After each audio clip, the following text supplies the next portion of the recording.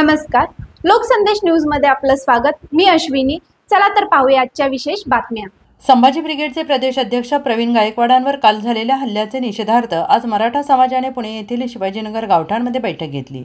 या बैठकीत प्रवीण गायकवाड यांच्यावर झालेल्या हल्ल्यात काय प्रत्युत्तर देता येईल यावर सविस्तर चर्चा झाली असून आम्ही अधिक करून नंतर सांगू अशी भूमिका संभाजी ब्रिगेडने घेतली आहे। यावेळेस मोठ्या प्रमाणात मराठा समाजाचे पदाधिकारी कार्यकर्ते उपस्थित होते। लोकसंदेशसाठी पुणे जिल्हा प्रमुख पारस मुथा यांचा रिपोर्ट। मीडियाचे प्रतिनिधी मित्रांनो, काल आपल्या महाराष्ट्रामध्ये अक्कलकोट सारख्या अत्यंत चांगल्या सर्वार्थाने प्रतिष्ठित ठिकाणी संभाजी ब्रिगेडचे प्रवीण गायकवाड यांच्यावर जो काही एक हल्ला झालेला आहे तो आमच्या सर्व चळवळींसाठीच लज्जास्पद नसून तो जगभरातील सर्वच नववादी, विज्ञानवादी, विचारवादी संस्था, नेते आणि संघटनांसाठी अत्यंत लाजिरवाणा आहे। हे का झालं, एका दिवसात झालं अशातला काही भाग नाही। यासाठी एकटे संभाजी ब्रिगेड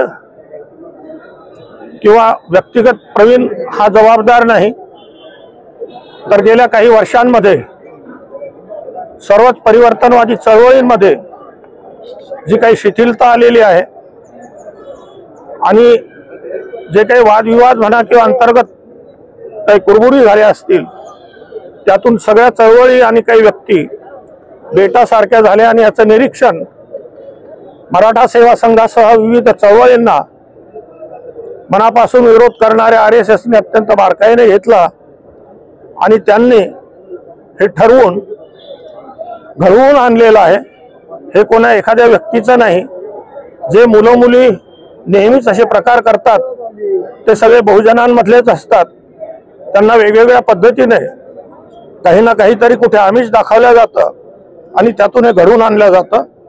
त्यामुळे आता मी बोललो तसं या हल्ल्याचा सकारात्मक विचार करून आम्ही सर्व बहुजन समाजातील परिवर्तनवादी समविचारी चळवळी, व्यक्ती, नेते आणि सर्व संघटना पुन्हा एकदा एकत्र बसून मराठा हा शब्द सर्वव्यापक कसा आहे, जगभरातील प्रत्येक व्यक्ती जी विचारवादी आहे ती मराठा आहे आणि भारतातील सर्व धर्मजातीतील सर्वच लोक हे प्रथम मराठा आहेत या अंगाने मराठा सेवा संघ बांधू आणि सध्या केवळ महाराष्ट्रच नव्हे तर आपला देश जे अत्यंत अडचणीतून जातो आहे त्या अडचणीतून सर्व समाज आणि सर्व चळवळी मुक्त करू एवढंच आजच्या या प्रसंगी मी आपल्याला सांगतो। आपण सर्वांनी जे काही आमची एक पाठराखण करत आहात त्याबद्दल आपला कृतज्ञता व्यक्त करतो। धन्यवाद।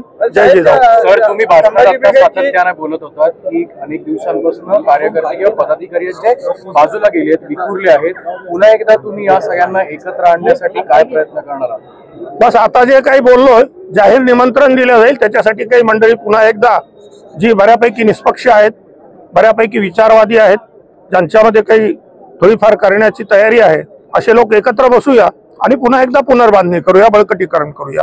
ओके, धन्यवाद। धन्यवाद। अशाच विशेष घडामोडींसाठी आमच्या YouTube चॅनलला सबस्क्राईब करा, फेसबुकला लाईक करा आणि इन्स्टाला फॉलो करा।